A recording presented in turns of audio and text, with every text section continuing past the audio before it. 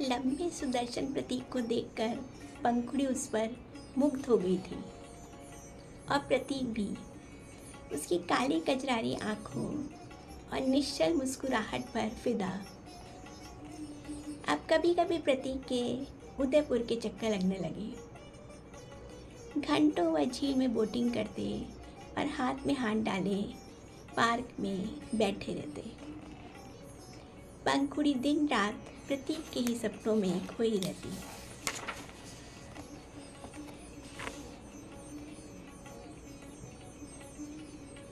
तभी एक वज्रपात हुआ, जैसे कुदरत ने उनके साथ बहुत बड़ा मजाक किया था।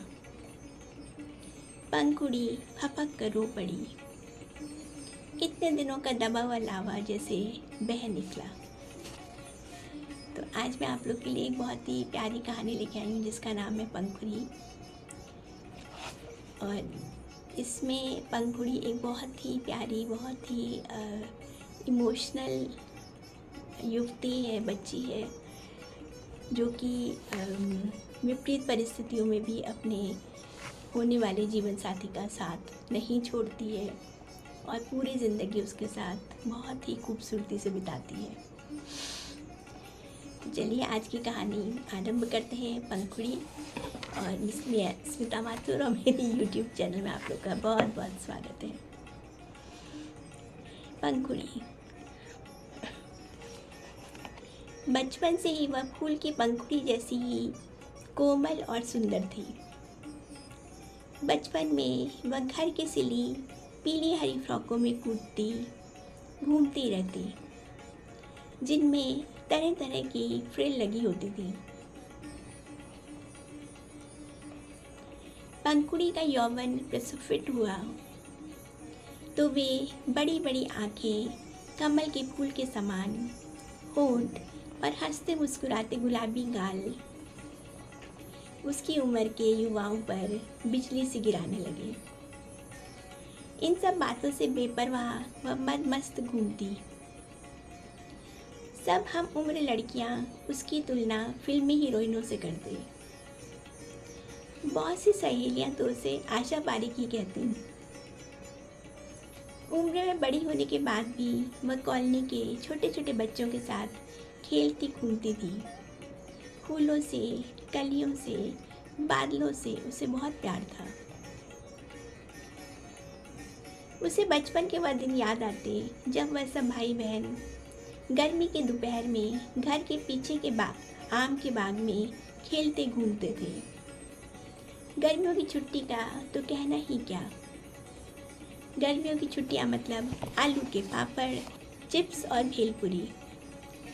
बच्चे शाम को दौड़ दौड़ कर छुपन छुपाई और चोर सिपाही खेलते। वाह क्या दिन थे बचपन के।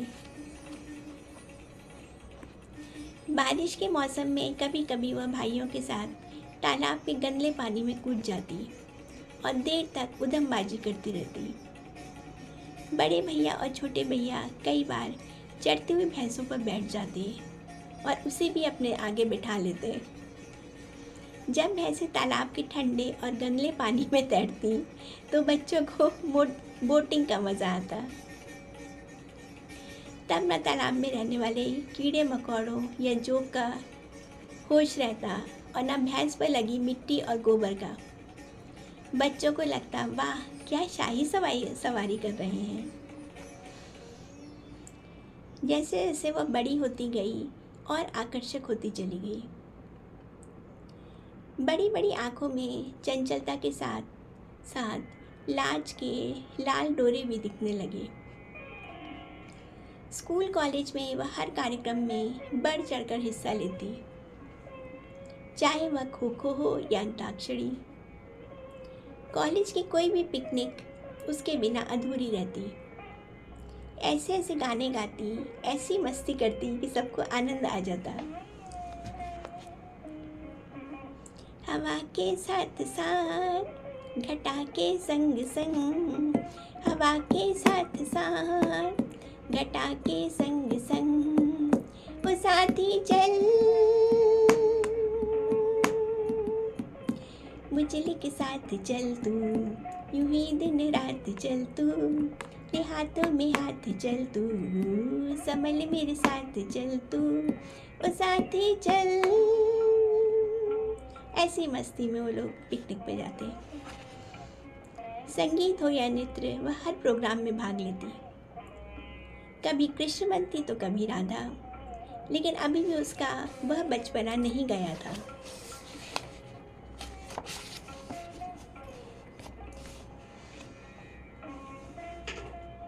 एक बार किसी शादी में प्रतीक के परिवार वालों ने उसे देख लिया था। लेडी संगीत में वह मस्त होकर गा रही थी और फिर ढोलक की थाप पड़ते ही उसके मदमस्त पैर रुके नहीं थे। वह फिरकनी की तरह नाची थी और सीधे प्रतीक की मम्मी के दिल में उतर गई थी। अगले दिन ही उन्होंने पंखुड़ी की चाची के पास संदेश भिजवाया था।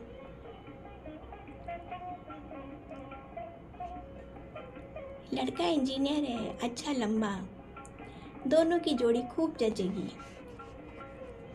आज से 40 साल पहले इंजीनियर होना बहुत बड़ी बात होती थी। मोहल्ले के इक्के दुक्के लोग ही इंजीनियर डॉक्टर बनते थे। तब आज की तरह कुकुर मुत्तों की तरह उगाए इंजीनियरिंग कॉलेज थोड़ी ना थे। खैर, पंखुड़ी के माता पिता ने इस रिश्ते को भली भांति तोला परखा। केवल 2 भाई, प्रतीक उनमें छोटा। अच्छा समृद्ध परिवार, बिटिया खुश रहेगी, उन्होंने हाँ कर दी।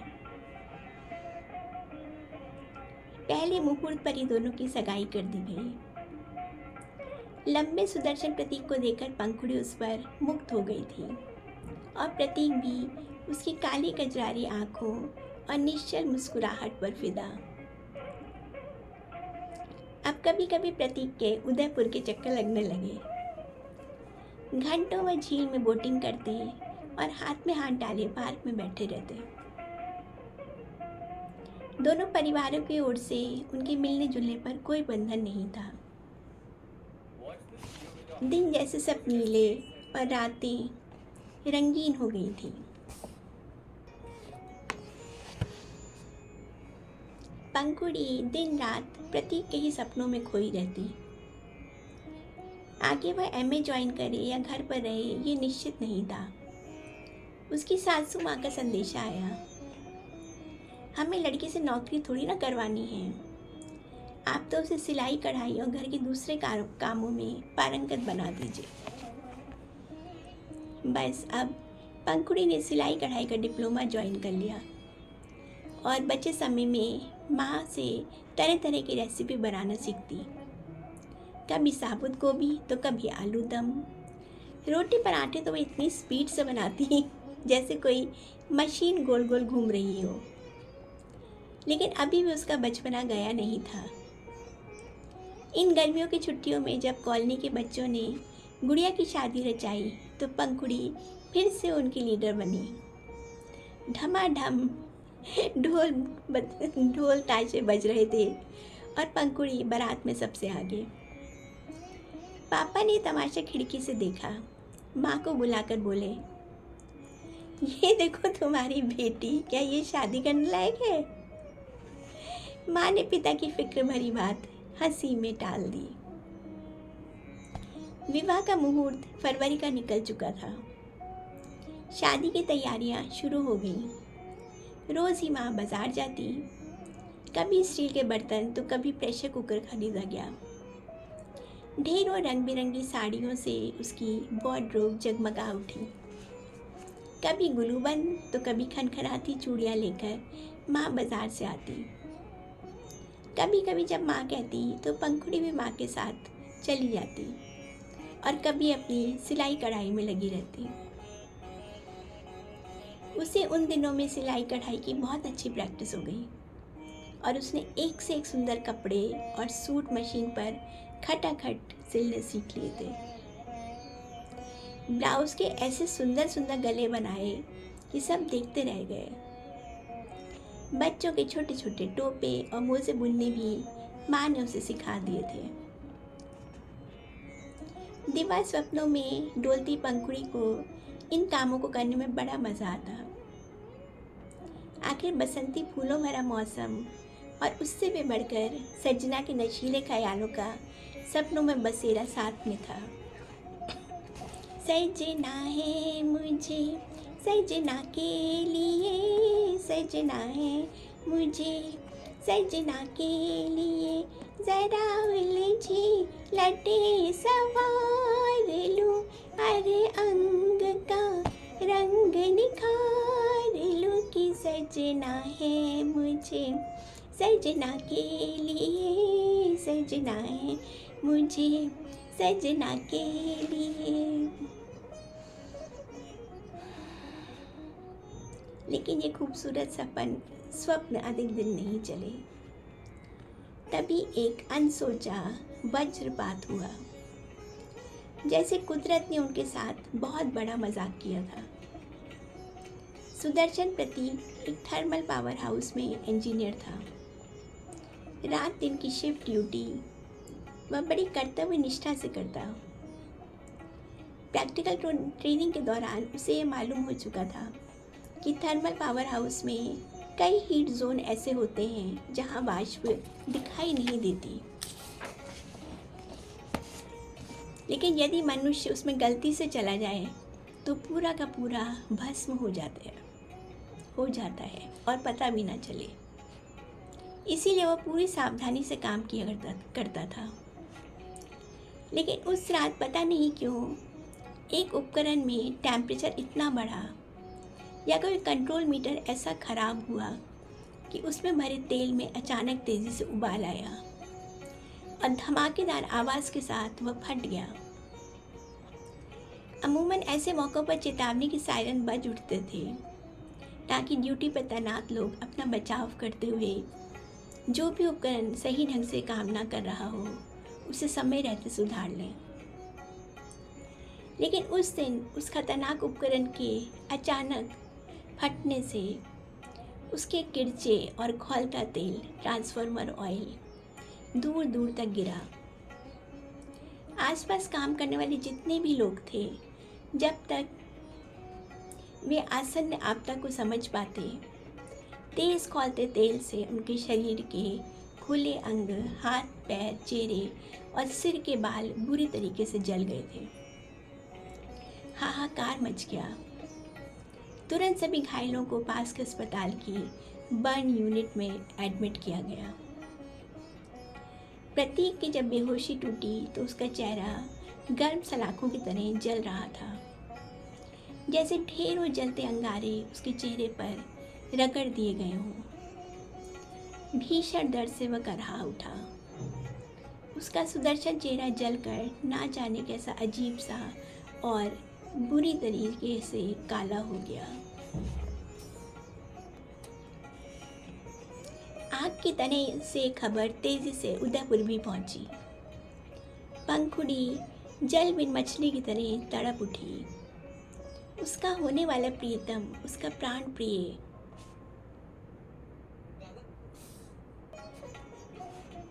ना जाने कैसी होगी उसकी हालत।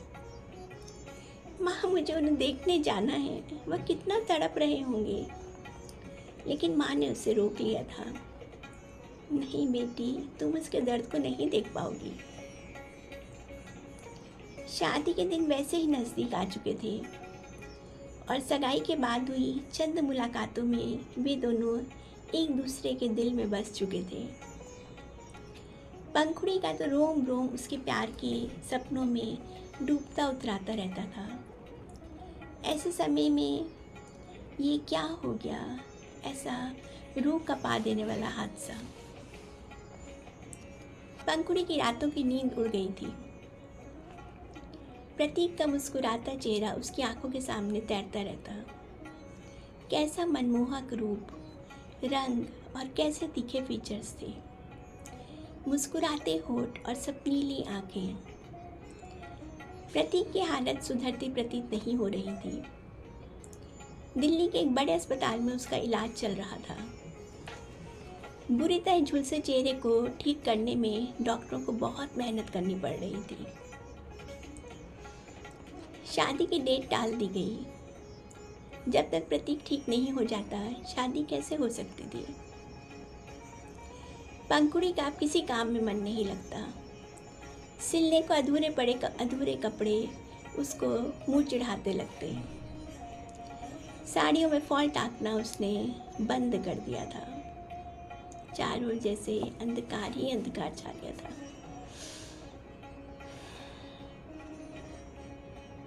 एक आध हफ्ते बाद एक दिन प्रतीक की चाची घर आई। गोरी चिट्टी सुंदर पंखुड़ी को वह अपलक देखती रह गई थी। उन्होंने पंखुड़ी को अपने पास बिठाया। प्रतीक की मम्मी ने उसके लिए संदेश भिजवाया था।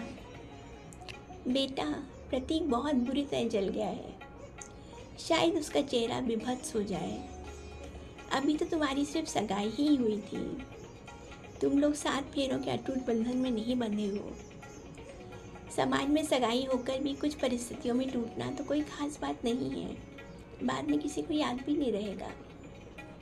समाज इसे अस्वीकार नहीं मानता। अगर तुम चाहो या तुम्हारे मम्मी पापा चाहें तो तुम्हारा रिश्ता कहीं और तय कर सकते हैं।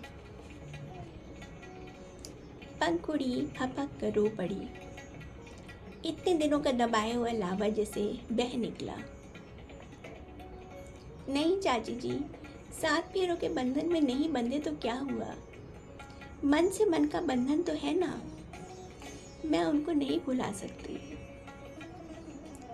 बेटी, एक बार फिर ठंडे दिमाग से सोच समझकर आराम से कोई फैसला लेना।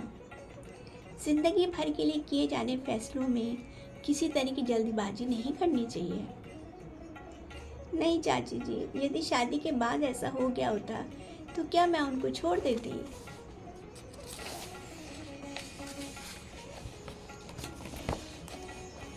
चाची अवाक उसको देखती रह गई। आज के युग में भी ऐसी लड़की। उन्होंने खींच कर उसे अपने हृदय से लगा लिया था। गदगद हो उठी चाची। वह देर तक पंखुड़ी को सीने से लिपटाए रही। दोनों की आंखों से झरझर करके आंसू बह रहे थे। पंखुड़ी के ससुराल में अचानक ही उसका मान बहुत बढ़ गया। ऐसी प्यारी बच्ची, ऐसी ही प्यार करने वाली लड़की तो उनको चाहिए थी। फिर विवाह का वह सुनहरा दिन भी आ गया।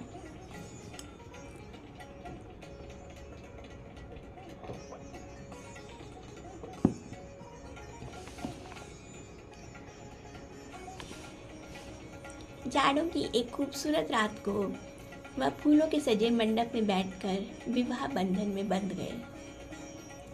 अग्नि को साक्षी मानकर जब प्रतीक ने उसकी मांग में सिंदूर भरा तो उसे ऐसा लगा जैसे उसने पूरा संसार पा लिया हो। विवाह में पूरे समय प्रतीक का चेहरा रजनीगंधा की कोमल सेहरे से ढका हुआ था। किसी ने उसे खोलने का प्रयास भी नहीं किया। सुहाग रात के प्रतीक ने पंखुड़ी को खींचकर सीने से लगा लिया था। मैं कितना खुशकिस्मत हूँ जो मुझे ऐसा प्यार करने वाली पत्नी मिली। पंखुड़ी ने प्लास्टिक सर्जरी के बाद कुछ बदल से गए अग्निदग्ध चेहरे को प्यार से देखा और उसके चेहरे को अपनी हथेलियों में लेकर लाज से नजरें झुका ली। हाँ, आंखें तो वही हैं, सपनी की मुस्कुराहट भी वही है, बस चेहरे का चंपई रंग झुलस सा गया था। उसे इस रूप में भी अपना कृष्ण कन्हैया बहुत प्यारा लगा। उसे प्रतीक के कान में धीरे से कहा, तुम मेरे कृष्ण, मैं तुम्हारी राधा। और फिर थोड़ी हिम्मत करके अपने कोमल होठों से प्रतीक के पूरे चेहरे को बेतहाशा चूम डाला। तुम मेरे कृष्ण, तुम मेरे कृष्ण। पंखुड़ी, मुझे तुम पर नाज है। तुम बहुत बहुत बहुत प्यारी हो, बहुत अच्छी हो।